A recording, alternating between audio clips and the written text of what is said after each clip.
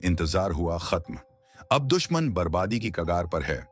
भारत पाकिस्तान युद्ध, वो रात एक आम रात नहीं थी। चारों तरफ अजीब सी खामोशी थी, लेकिन इस खामोशी के भीतर पल रहा था एक ऐसा तूफान जो अब फूट चुका है।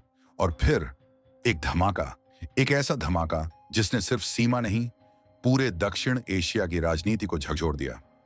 भारत और पाकिस्तान, दो पड़ोसी जिनकी दुश्मनी की जड़ें आजादी के साथ ही पैदा हो गई थीं, अब एक बार फिर आमने सामने हैं।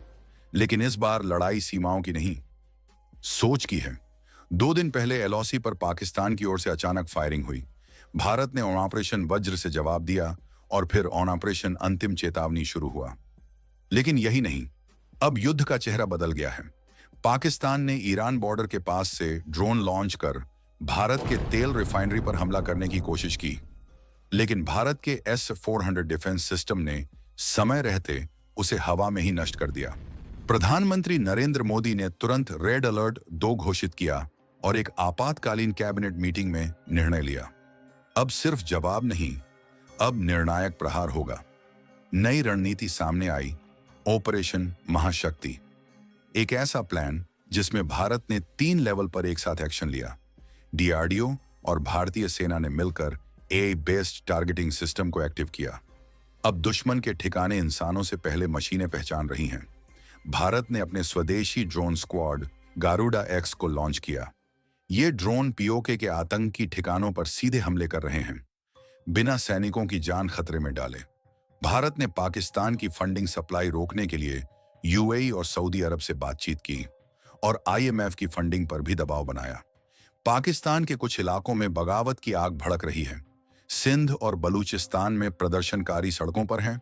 पहले रोटी दो फिर जंग करो के नारे लग रहे हैं। आईएसआई बौखलाई हुई है।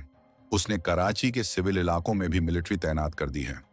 आईएसआई अब भारत के बड़े शहरों में आतंकी हमला करवाने की साजिश रच रहा है। लेकिन एनआईए और रॉ ने पहले ही 6 स्लीपर सेल्स को गिरफ्तार कर लिया है, दिल्ली, लखनऊ और पुणे से। भारत का अगला कदम ऑपरेशन निर्भय।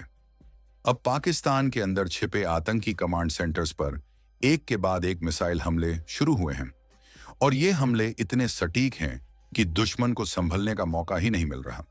आईएनएस विक्रांत और स्कॉर्पियन क्लास पनडुब्बियों ने कराची पोर्ट को चारों ओर से घेर लिया है।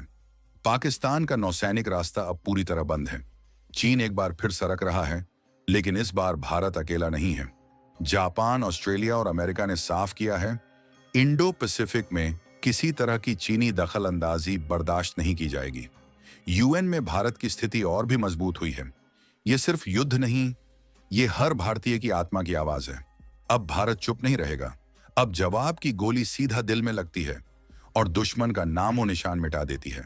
मिलते हैं एक और अपडेटेड वीडियो में। वीडियो को लाइक कर चैनल को सब्सक्राइब करें। तब तक जय हिंद, जय भारत।